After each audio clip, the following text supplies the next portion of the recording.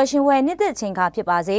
။လိုက်စာ TV ရဲ့မြန်မာဘာသာဖြင့်တင်ဆက်မှုအစီအစဉ်ကနေပြန်လည်ကြိုဆိုလိုက်ပါတယ်။ဒီကနေ့ညမှာတော့ရှမ်းမြောက်တိန်ဒီမှာစစ်ကောင်စီကပုံကျဲတဲ့တဲ့ဗမော်စစ်ဆောင်ပြည်သူတွေအကူအညီလိုအပ်နေတဲ့တဲ့နဲ့မြစ်ကြီးနားမြို့မှာစစ်ကောင်စီကစစ်ဆေးမှုတွေပုံမလှုပ်ဆောင်လာတဲ့တဲ့တွေကိုကျမရှိမုံကတင်ဆက်ပေးသွားပါမယ်။ရှမ်းပြည်မြောက်ပိုင်းမုံမြင့်စင်လီမှာစစ်ကောင်စီတပ်ကဇန်နဝါရီလ1ရက်ညတကောင်7ခွဲအချိန်လောက်မှာတိုက်လေရင်နဲ့ပုံကျဲတိုက်ခိုက်ခဲ့ပါတယ်။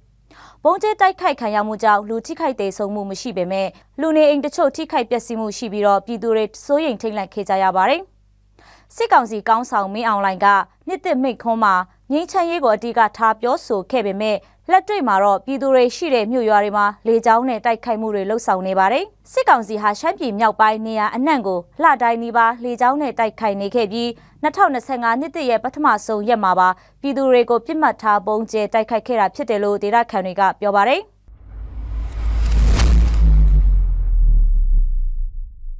ဗမော်မှာတိုက်ပွဲပြင်းထန်နေတာကြောင့်စစ်ဆောင်တဲ့ပြည်သူတွေနေစရာဆေးဝါးစားတောက်ကုန်တွေနဲ့တခြားကူညီထောက်ပံ့မှုတွေလိုအပ်နေတယ်လို့စစ်ဆောင်ပြည်သူတွေစီကနေသိရပါတယ်။ဒီဇင်ဘာလ4ရက်နေ့ကနေစပြီးဗမော်နဲ့မန်စီမှာ KIA ပူးပေါင်းတပ်ဖွဲ့တွေနဲ့စစ်ကောင်စီတပ်တွေအကြားတိုက်ပွဲပြင်းထန်ခဲ့ပြီးတော့ဗမော်ပြည်သူတွေဟာမိုးမောက်တောက်ဖုံးရံနဲ့တခြားဘေးလွတ်ရာဒေသတွေကိုတင်းရှောင်နေကြရပါတယ်။တိုက်ပွဲဖြစ်တဲ့နေ့ကကိုလွတ်တင်းရှောင်လာကြတဲ့ပြည်သူတွေများတာကြောင့်နေစရာတာမကစောင်းအဝတ်အထည်အစားအသောက်ဆေးဝါးစတာတွေပါအရေးတကြီးလိုအပ်နေပါတယ်။လက်ရှိမှာတော့မိုးမောက်ဖက်ကိုစစ်ဆောင်လာသူ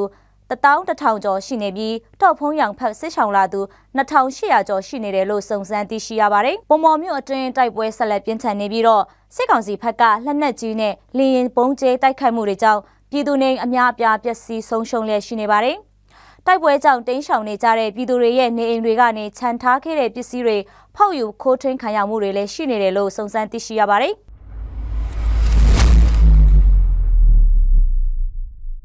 စစ်ကောင်စီဟာ2025နှစ်ဇန်နဝါရီလ1ရက်နေ့ကစပြီးတကောင်စီရင်ကောက်ယူတယ်လို့အကြောင်းပြပြီးတော့တအိမ်တက်တအိမ်ဆင်းစစ်ဆေးမင်းမြန်းတာ